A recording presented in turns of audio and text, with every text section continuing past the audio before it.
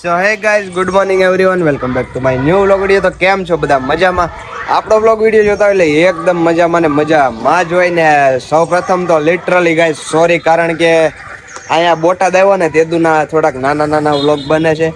But આજે હું તમારી માટે ટ્રાય કરી કે જેમ બને મોટો ને લાંબો વ્લોગ બનાવી શકું, કારણ કે ભાઈ એટલો બધો શૂટ નથી કરી શકતો. એનું પણ એક રીઝન છે, કારણ કે બોટાદ આવ્યા એટલે બધા હાવ અજાણ્યા ચહેરા સાથે કામ કરવાનું, પછી હાવ નવીન માણસો સાથે આમ, એટલે થોડુંક આપણને ઓલી હિચકિચાહટ થાય ને એવું છે. સમજાણો? હિન્દીમાં નથી કહેતા હિચકિચાહટ, એટલે એવું થાય આપણને, એટલે એ રીતનું થાય. નર્વસ ફીલ, હા નર્વસ ફીલ થાય, કારણ કે હાવ નવા માણસો સાથે કામ કરવાનું, બેહવા ઉઠવાનું, તો એવું લાગે તો ખરા ને ભાઈ.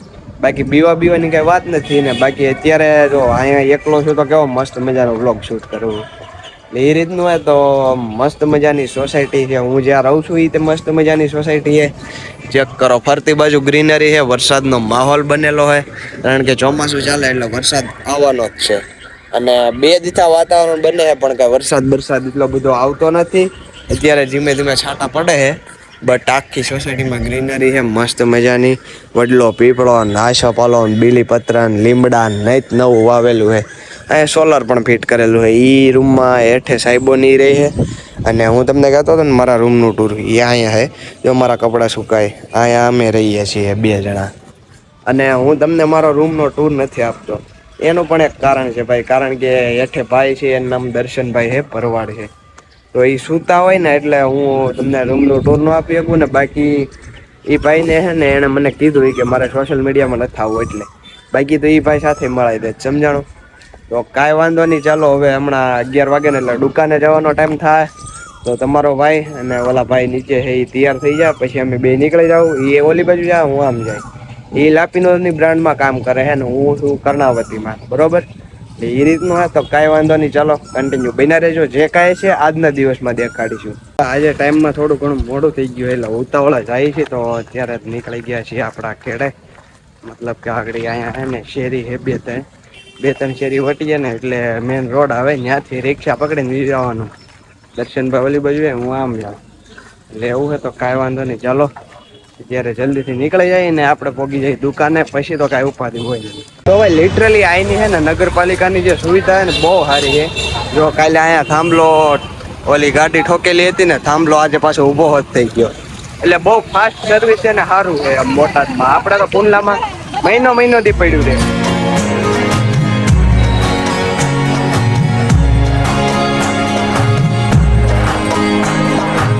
વાગવામાં થવા આવ્યા છે 11 જેવું ને આપણે આવી ગયા છીએ આપણી શોપ ઉપર. જો ચેક કરો ભાઈ, કર્ણાવતી દાબેલી એન્ડ વડાપાવ. તો ચાલો અત્યારમાં મસ્ત મજાના કામે લાગી જાય ને પછી પાછો ટાઈમ મળશે એટલે હું બ્લોગ થોડો ઘણો કરી લઈ. ભાઈ આવી ગયા તો દુકાન અને આપણે બ્રેકફાસ્ટમાં આજે બર્ગર. તો ચાલો મસ્ત મજાનો દાબડી લઈ. અને અમારા કાળો હક લેતો નથી આજે. બ્રેકફાસ્ટમાં મસ્ત મજાનું બર્ગર ખાધું હતું. બર્ગર અત્યાર સુધી પેટ બહાર રહી. હવે પાછું આપણું ટિફિન આવી ગયું છે ને ભૂખ લાગી છે. આજે ટિફિન ટાઈમે છે, કાલે બહુ મોડું થઈ ગયું હતું ભાઈ.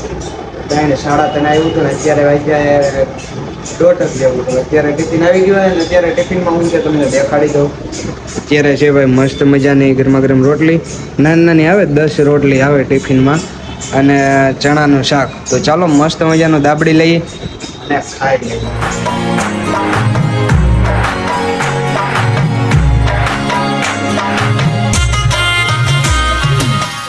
આપણે અત્યારે રૂમે આવી ગયા હતા ને જમવાનું બતાવતા હું તમને ભૂલી ગયો. જમવામાં હતું ભાઈ વટાણા બટાકાનું શાક અને રોટલી, અને મસ્ત મજાનું જમી લીધું હોય.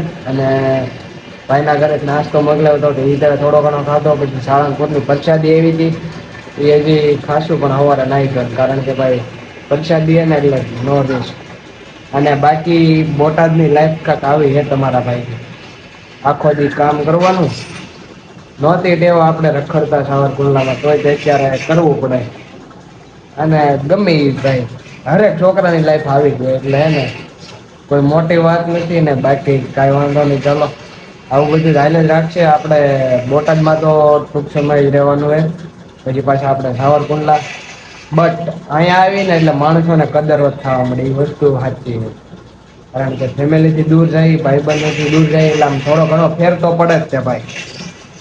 એટલે એવું બધું હે. તો કાંઈ વાંધો નહીં, ચાલો આજનો વ્લોગ પણ કાંક આવો જ હતો. હમણાંથી ભાઈ વ્લોગમાં થોડું કોમ્પ્રોમાઇઝ કરવું પડશે તમારે. બાકી આપણે મળીએ આવા જ એક નેક્સ્ટ વિડીયોમાં. ત્યાર સુધી વ્લોગ વિડીયોને લાઈક સબસ્ક્રાઈબ ફોલો કરવાનું ભૂલતા નહીં. ટાટા બાય, સી યુ, જય દ્વારકાધીશ.